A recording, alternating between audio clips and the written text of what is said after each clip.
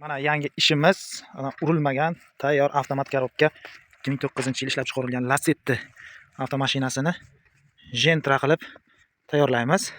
Mana mashinamizda holatlari, orqa bamperlarga ozgina ishi bor.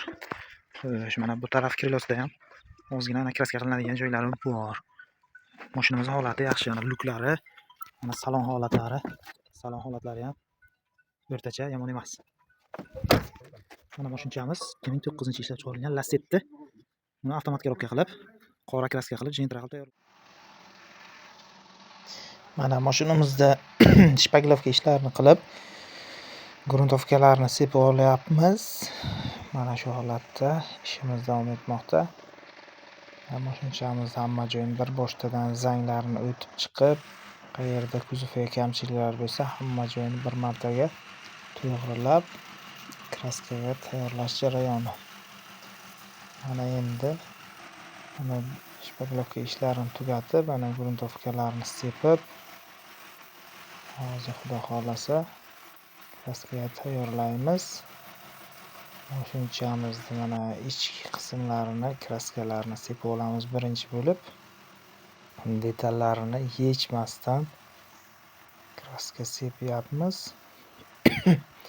Mana ichki qism parashoklarni sepib olamiz birinchi bo'lib. Ana motor xonalarini sepdik. Mana mashinamizni polni bazalarini sepib olgandan keyin yuz qismiga ham parashoklarni sepganimizdan keyin ichiga lak sepamiz. Mana hozir ichki qismlari sepilib, oldin krilo kapotlari yig'ildi joyiga. Ana endi yuzini kraskasini boshlaymiz. Zazorlari hammasi yaxshi. Xo'sh, mana yuziga kraska sepishni boshladik. Bu baza parashokni o'zi matviy bo'lib chiqadi bu.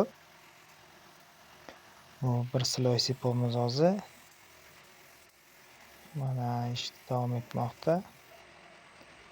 Mashinamizni holati yaxshi. Mana orqa qismlariga endi bir boshdan sepib chiqamiz. Mana matviy bo'lib qoldi bu. Birinchi sloyi. Hozir yana bunga bir sloy sepib, parashokni o'zini quritib, keyin ustidan original Novol o'sha 590 markali lakdan foydalanamiz. Mana laklarni ham sepib oldik. Blisklari yaxshi. Oqqan joylari, patok joylari yo'q. Mana endi mashinamiz qurigandan keyin uni yig'ishni boshlaymiz. Laklari yaxshi chiqdi. Mana Lacettidan yasalayotgan jentramiz ham mana pashti tayyor bo'lay dedi. Xo'sh, hozir buni salon qismlari yig'ilyapti. Mana shufkalari ximichska qilinib, mana shufkalarni kraska qilib, yangi holatga kelyapti shufkalarimiz. Mana eshikdagi nimalargacha kraska qilib qo'yilgan. Mana salon qismi, minbarlari, naskorchaklari ham hammasi kraska qilib bo'yab, hammasi taqlanibdi. Mana ishimiz davom etmoqda. Mana Lacettidan yasalgan jentramiz tayyor bo'lgan holati ko'rishlaringiz mumkin. Xudo xolasa kamchiliklari yo'q, hammasi yaxshi.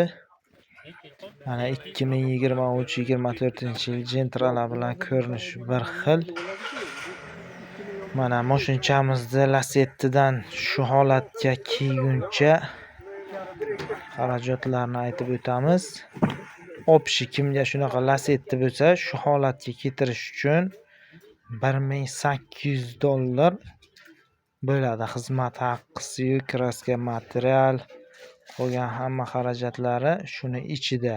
Agar bu oq holatda, oq Lacettidan oq jentra qiladigan bo'lsa, agar $1200 ga qilib beramiz.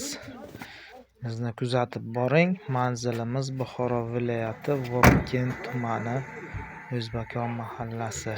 Bizni qo'llab-quvvatlab, like bosing va bizni Uchqun avtoservis kanalimizga obuna bo'ling.